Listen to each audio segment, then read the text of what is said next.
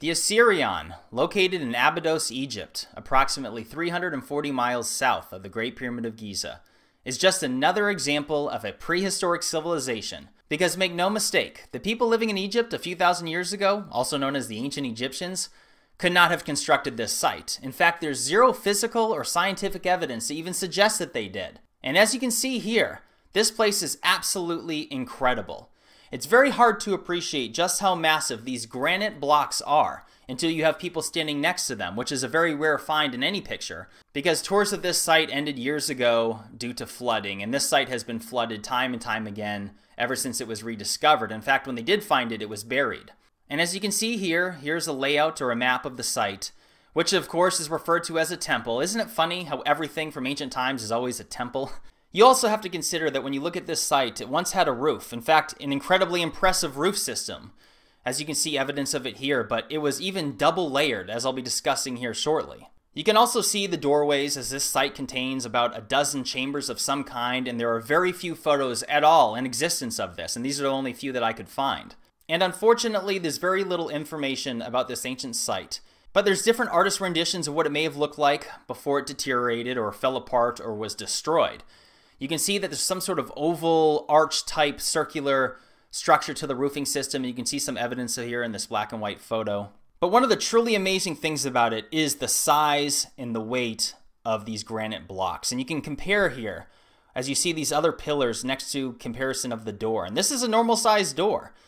So when you look at these photos, you don't realize that many of these pillars are 8 feet by 8 feet by 12 feet in height.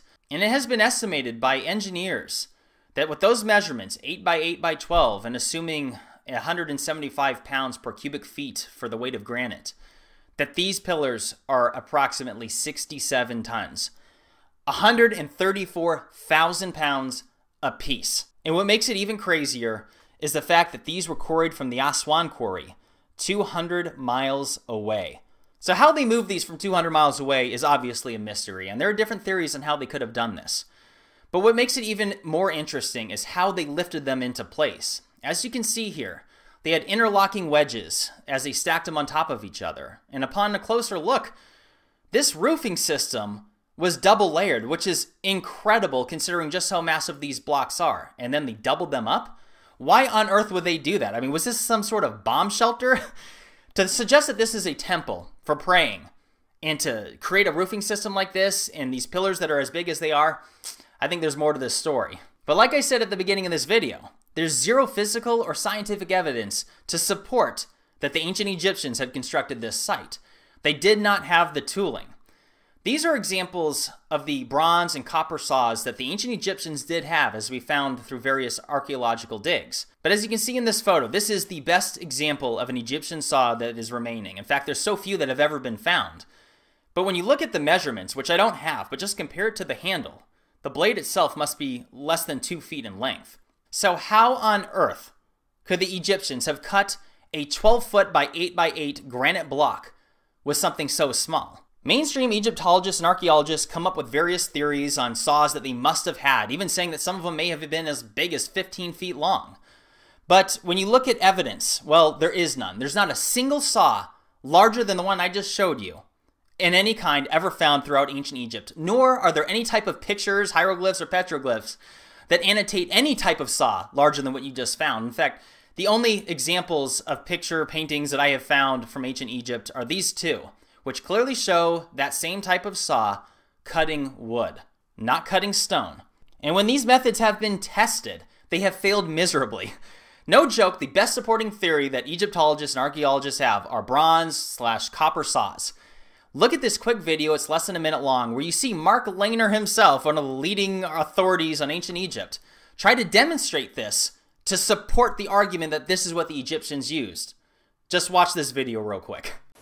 All right, we have a big block of granite here. So how's this copper going to cut this granite? Even with teeth, the copper alone is too soft. We're going to put sand inside the groove, and we're going to put this saw on top of the sand, and then let the sand do the cutting. Now, Dennis, will we see any progress in our lifetime?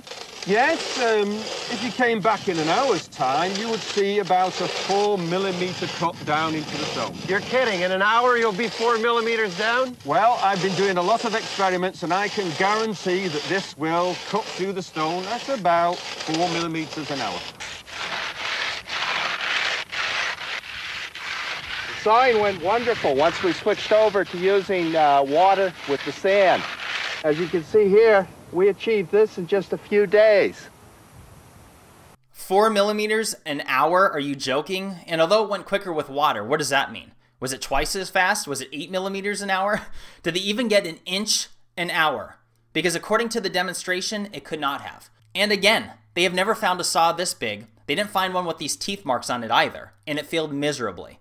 And even if it had worked at a rate of speed, would the precision have been there? Because these stone blocks are unbelievably precise. And all the other methods outlined by Egyptologists, whether it be bronze, chisels, stone hammers, none of these methods could work for this site, not even close. Now, I'm not saying that the ancient Egyptians could not have done impressive things. I mean, take for example the Temple of Hathor, which is unbelievably impressive. And I'm going to make a video on this as well. I have to do more research on it. But it seems to me that the ancient Egyptians did construct this site. I, again, have to do more research. Look how huge these pillars are compared to people. But keep in mind that these are made of limestone, which is significantly easier to cut than granite, as well as far less heavy. But this is how they did it. They did it in sections, which is very, very similar to how the ancient Greeks did this, with the Greek columns, as you can see upon a closer look that those were divided up into sections as well. So although the Temple of Hathor is unbelievably impressive, it still does not compare to what it would take to cut and carve these stones located at the Osirion. So while doing research for this video, I came across a video from Chuck, the YouTuber CFAPS7865, who I've mentioned before. And he outlined in awesome detail instantly this article that came out, as you can see here, not even, 2 weeks ago, stating that this same location at Abydos in Egypt, they have found evidence of, through an archaeological dig, dating back 7,000 years. And this article does a few things wrong. One, they state that it can be traced back to the first dynasty, which Chuck immediately picked up on and realized that no. According to all the textbooks and everything we've been taught, the first dynasty of Egypt starts at 5,000 years ago. So all of a sudden, 2,000 years before that, and it's like not a big deal. I mean, that's 2,000 years earlier than anything we've known about ancient Egypt. Even 1,000 years into prehistory, as we all know that the Sumerians, history starts with them at 6,000 years ago. He also noticed the water erosion on the limestone enclosure around this facility, very, very similar to that of the Great Sphinx, which proves the date being significantly older. But again, Abydos Egypt, the Osirion, and the 7,000-year-old evidence. So in other words, there's already proof that people were living here thousands of years to what they already thought. Further evidence that this was done by a prehistoric civilization. Take a look at these photos from the back wall of the Osirion. Look at these various cut marks and how they closely resemble, as you now see here, from Cusco, Peru. Look at the type of cut marks there and how similar they are. But it goes even further than that. Look at these various knob marks that you find from Cusco to Egypt, as well as up in Machu Picchu, which is very, very similar, as you can see from these knob marks located right here at the Osirion. I mean, is this all a coincidence? Because there's actually more evidence that would support that it's not a coincidence and that they were a global civilization. Look at these similarities here between Machu Picchu and Egypt here at the Osirion. And look at just how far away that is, separated by the Atlantic Ocean, practically on the other side of the planet. And the similarities don't stop there. Whether it's comparison of the various types of doors and structures that they use, the use of trapezoidal doors, the similarities of structures. I mean, look at the shape of the buildings. I mean, is that just a coincidence? The shape of the cut marks, or even just the very use of pyramids across multiple continents. Look at these photos right here. Isn't there a clear difference between this stone wall, which clearly has utilized mortar, mud mortar, and this is located right here in Peru at Cusco, and this other stone wall located at the very same site, the same street? There is absolute evidence of two different civilizations. And you can look at other examples here at Machu Picchu, how they essentially, the newer civilization built on top of the older. But this is evidence that the older civilization was more advanced. And when you go back over to the Osirion, you can see the clear difference as it connects to the Temple of Seti. The absolute difference between these sites, the two completely different types of technology that were utilized to construct it. And to make it even more interesting, the Osirion sits lower than the rest of the site. It's almost as if it's sunken down, or It was built so long ago, as we know, that things that are older are further down underground and the newer things at the top, right? Makes perfect sense. And that's exactly what you're seeing here. So here's what it comes down to as I close this up. The people living in Egypt a few thousand years ago could not have built this site. There's zero evidence to support it. Not one single tool has ever been found, ever, to support that they could have cut granite blocks, especially of this size. Nor have they ever found any type of wall painting of any kind to even suggest that they did have it and we just haven't found it. We have to start connecting the dots on these coincidences between the Incas, or the pre-Incas I should say, and the Egyptians. Clearly this is further evidence that there was a global civilization that existed tens of thousands of years ago, and the evidence of this is long since gone except for the stone structures that we see today. Again, there's more information about this site that I'll be researching and looking into, so look forward to a part 2.